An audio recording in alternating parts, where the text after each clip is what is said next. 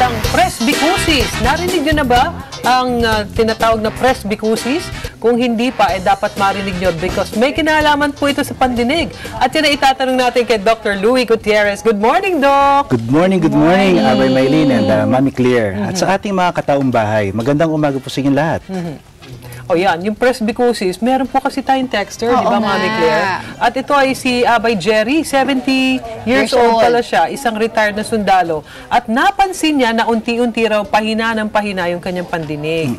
At napapansin din nga naman ng anak niya na malakas na yung volume nung kanilang television habang nanonood ng taong bahay. Ano daw ang dapat gawin? Mukhang nagkakaproblema na ito. Well, unang-una, Jerry, kailangan makita ka ng doktor kasi maraming causes ang paghihina ng pandinig. No? Pero dahil sa ang edad mo, masasabi natin na ito ay isa nga sa mga degenerating disorders, itong presbycusis na pag-uusapan natin ngayon. Pero kasi dahil isa-isa ka ring sundalo na nabanggit ka sa text mo, maaring ito ay may kaugnayan din sa iyong trabaho. No? Dahil kapag ito ay na-expose sa mga ingay, okay, ito ay maaring chronic exposure, maaari pong kasi magkaroon tayo ng tinatawag na noise-induced hearing loss at lalo pa itong magpabilis ng proseso ng presbycusis.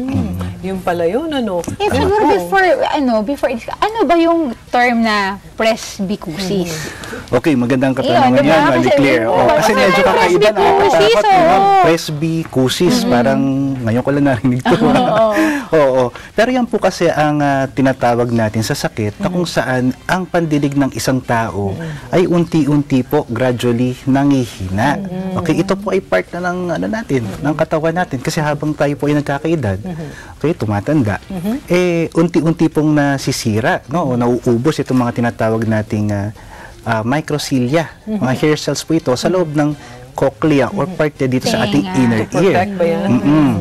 So itong mga inner hair cells na ito po ang mga parte nitong cochlea na nagtatransmit po ng sound papunta sa ating brain cells. Kaya po kapag nagkaroon ng problema dito sa parte na to, itong inner ear, no, maaari pong magkaroon ng pagbabago sa pandinig ng isang tao. Tandaan po natin, last week pinag-usapan natin yung mga external ear problems. No? Tapos napag-usapan na rin natin yung mga infection sa middle ear. Ngayon po, dito po tayo sa inner ear problems, lalo-lalo na specifically sa ating mga geriatric patients, ito mga matatanda. Kasi yung press, something to do with ito ay medyo adult na to. Yes, yung presby. Yung presby. Tapos yung cusis, ito po ay termino na nagsasabi na ito ay may kinalaman sa pandinig. Yeah, meron pa tayong isang text. Ito, babasahin ko yung sinend sa atin na text. Napansin ko po ang paghina ng pandinig ng aking lolo.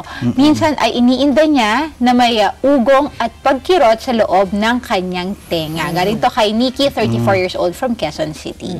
Okay, well, maaring presbycusis nga to kasi mga simptomas, no, mga senyales na meron tayong presbycusis, ayan.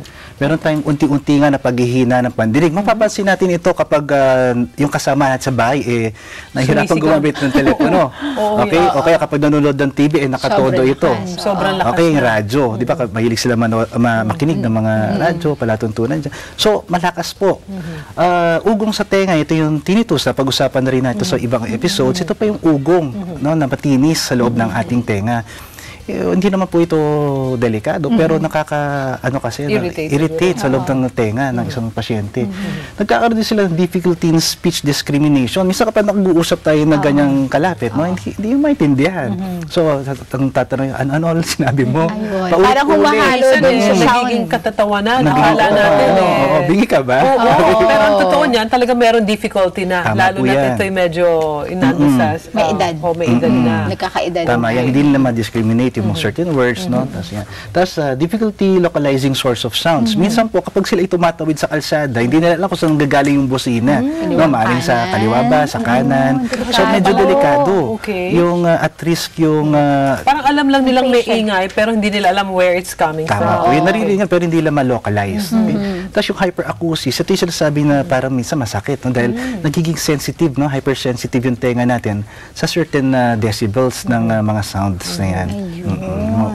Pagka ganun, ano? So, I'm sure marami tayong mga kataong bahay na yung lolo nila o tatay nila o nanay nila or lola nila, nagkakaroon ng problema, siguro dapat lang mag-focus tayo dito dahil napakagandang explanation ito at hindi biro yung ganitong problema. Hindi biro talaga yun, Abay Maylin, kasi lahat tayo darating sa punto na yan. Kaya mahalaga talaga malaman natin later on, tignan natin, kung mapag-usapan natin, paano ba natin ito maiwasan? Paano ba ito nakukuha? So tingnan natin. At saka anong age na nararamdaman ito? Iba-iba nung age group na maaaring maramdaman. Pero ito ay nagpapamala sa mga 60, 65, lalo na kapag mga 70 years old. So pag tumapak ka siya dun sa senior citizen, pag iba na yung kanyang citizenship pala, yun yun. Tama yan. Oo. So kapag kapag mga 60, 65 years old, mga 20-30% halos ng population nagkakaroon ng unti-unting pagbabago sa pandinig.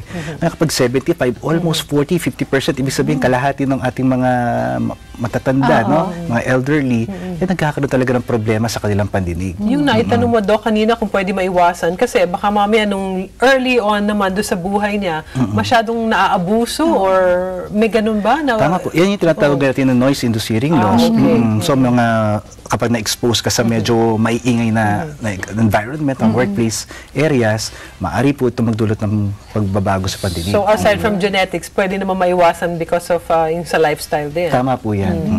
Meron pa tayong texter. Ayan, okay, sige, ako naman ang magbabasa. Ito si Elmer, sabi niya 58 years old, isang equipment operator sa isang factory sa loob ng 15 taon. Ayan na. Napansin daw niya na pahina na ang kanyang tenga at nahihirapan daw siya sa pakikipag-usap sa kanyang mga katrabaho. Kailangan po ulit-ulitin nila ang salita bago raw niya maintindihan. Nabanggit mo kanina. Tama, yan. Kumuha na pinag-usapan natin kanina. At saka yung tinalakay mo nga, Maylin, yung exposure sa loud sounds. Okay? Ito yung mga noise-induced, lalo-lalo nasa pabrika siya.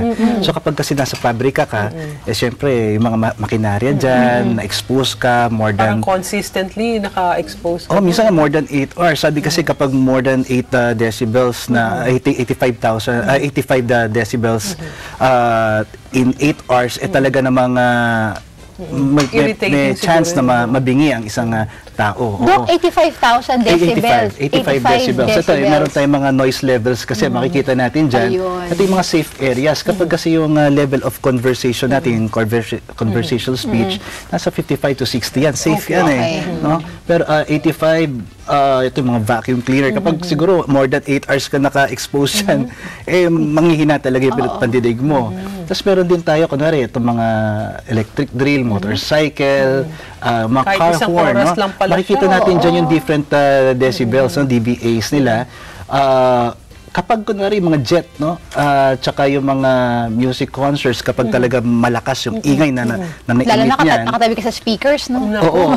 Sabi dyan, how long can you listen without protection? 0. Ibig sabihin, biglaan talaga. Maaari kang mabingi. Yan yung mga pag-take off ng jet. Yes, kaya dapat meron sila mga safety hazard, safety nets, no? Para sa mga hazards na maaari lang kaharapin. Ayun. May sinusot lang mga earmuffs. So kahit yung simpleng drummer, di ba, na meron niya mga sa protection sa tenga. So dapat talaga meron silang ginagamit. Yes, so kasi kung hindi, maaari itong mag-cause ng pagbabago sa kanilang pandinig. Ayan. Meron pa tayong texter, paano raw po sinusuri ang pasyenteng humihina na ang pandinig? Well, kahit ano pa man yan, kailangan makita ito ng isang ENT specialist, okay? Tapos sinisilip namin yan, yung tenga. Kasi baka mamaya, ang cause naman ng panghina ng pandinig, dumi lamang doon sa ear canal. May naka-black lang. Tama, may naka-black lang.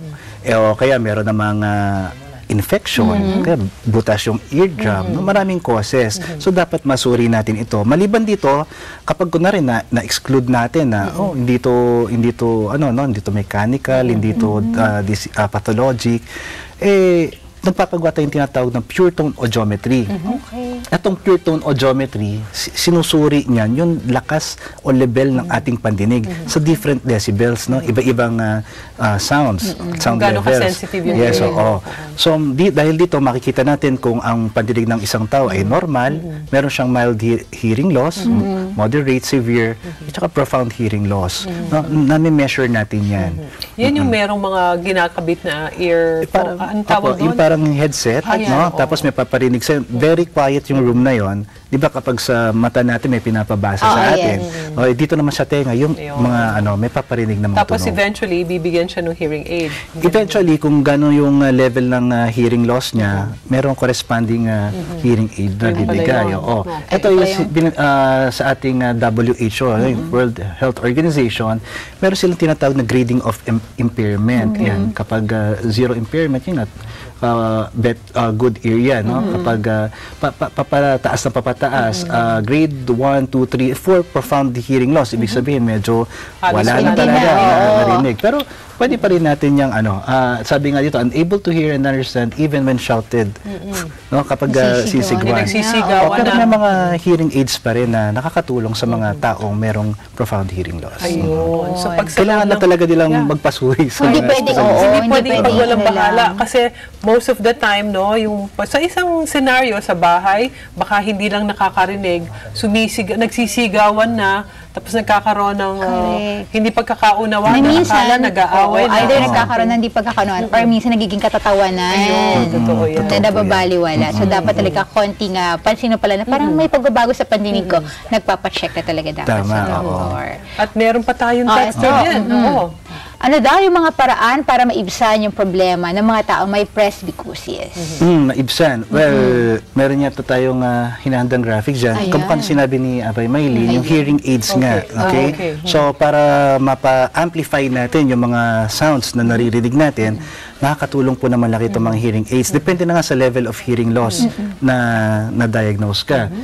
Yung iba naman, lip reading ang ginagawa. Okay? Mapapansin nyo. Pero sanayan din yun. Sanayan kasi mapapansin mo, nakatingin talaga siya sa'yo directly, tapos binabasa yung lip mo. Nakaka-conscious kaya yun. May nakatitingin sa lips. Pero para doon sa may hearing impairment talaga, mostly talagang lip reader. Advantage nila yun. Taka pinag-aaralan nila yan. No?